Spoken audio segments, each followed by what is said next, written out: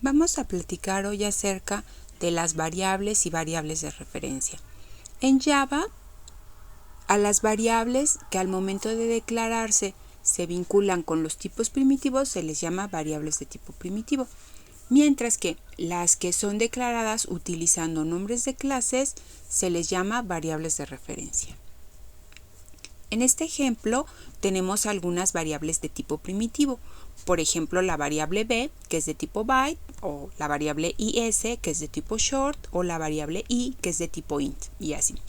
Tenemos dos variables reales, una de tipo float, que se llama f, y que al momento de declararla la hemos inicializado, o la variable d de tipo double, a la que también hemos inicializado. Entonces, vemos que podemos declarar variables sin inicializarlas o declararlas e inicializarlas, como en los últimos 4 casos. Por otro lado, cuando la variable es del tipo de una clase, como en este ejemplo cat1, que es de tipo string es una clase, nosotros lo distinguimos porque comienza con mayúscula. O la variable ar, que es un arreglo de enteros, si bien el tipo pareciera ser int, ar no es un entero, es un arreglo, y los arreglos son objetos. O la variable stdin, que es de tipo scanner, o la variable obi, que es de tipo integer. Recuerden lo de las clases wrapper, que son clases que envuelven a los tipos primitivos y comienzan con mayúscula, ¿no? Tenemos el tipo primitivo int y la clase wrapper integer. Igual que veíamos en el ejemplo de las variables primitivas, nosotros podemos declarar variables de referencia, solo declararlas, o bien declararlas e inicializarlas, como en el caso de cat2, que está siendo inicializada. Bueno, en las variables de referencia, los valores con los que eran inicializados son valores del tipo correspondiente. Por ejemplo, si f es un float, le debo de asignar un valor de tipo float, como por ejemplo 0.475f, para distinguir que es float y no es double, ¿no? En contraparte, por ejemplo, d, pues le hemos asignado un valor double, ¿no? Es un valor real. O char, le hemos asignado el valor de un carácter, ¿no? Lo vemos aquí entre comillas simples. Bueno, lo mismo ocurre con las variables de referencia. Pueden estar declaradas sin haber sido inicializadas o declaradas e inicializadas en una sola línea de código, ¿no? Entonces aquí cat2 es una variable de referencia y la cadena, una cadena, es un objeto.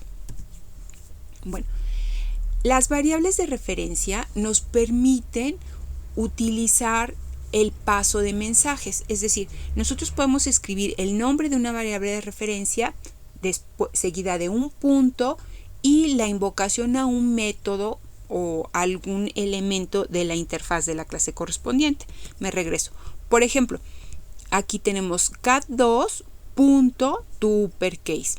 El objeto cuyo contenido es una cadena va a ejecutar el método toUpperCase, que convierte todos los caracteres a mayúscula, ¿no? Y nos retorna un nuevo objeto de tipo string, el cual en este ejemplo es asignado o referido por la variable de referencia cat1. Pero bueno, lo que quiero enfatizar es esto, el paso de mensaje. Tengo variable de referencia, punto, invocación a método de la clase, en este caso string. Las variables de tipo primitivo no aceptan paso de mensajes. O sea, yo no puedo decir, por ejemplo, b.algo o i.algo. Estas variables solo las voy a usar en el contexto en el que podría usar un valor o un objeto de este tipo, ¿no? O sea, a b la voy a usar en el contexto en el que pueda usar un byte, a l en el contexto en el que pueda usar un long, o así sucesivamente. Bueno, por otro lado, debemos de tener en cuenta que los arreglos son objetos y su contenido, cada uno de los elementos almacenados en el arreglo, pueden o bien ser objetos o bien primitivos, como en nuestro ejemplo, que los elementos de AR son de tipo primitivo int, pero podrían ser, por ejemplo, cadenas, o sea, strings o cualquier otro tipo de objeto. En memoria, todas las variables locales se almacenan en una parte de la memoria que se conoce como pila o stack memory. Cada una de las variables de referencia va a tener asignado un espacio dependiendo del tipo de datos del cual fue declarada. Por ejemplo, una variable de tipo byte va a tener un espacio para un byte o de un byte. Una variable de tipo short va a tener 16 bits, ¿no? Una de tipo int va a tener 32. Una de tipo long, 64. Y así, entonces, dependiendo del tipo de datos que va a almacenar, es el tamaño de espacio en el stack memory que tiene asociada esta variable. En contraparte, las variables de referencia, todas ellas van a tener el mismo tamaño en el stack memory, que coincide con el tamaño de un entero, porque lo que guardan es una dirección de memoria. Y ya será el objeto al que ellas refieren el que tenga un espacio de tamaño distinto dependiendo de el tipo de objeto que estemos almacenando y o de su contenido. Por ejemplo, si cat2 hace referencia a un string que contiene una cadena, pues tendría este espacio en memoria, ¿no? En contraparte, por ejemplo, si cat1 hiciera referencia, por decir algo, al título de un libro que se llama Ingeniería de Software, métodos orientados a objetos con UML, Java e Internet, vemos que es una cadena que ocupa más espacio y el objeto en memoria ocupará más espacio, mientras que cat1 y cat2 ambas ocuparán el espacio de un int. Bueno,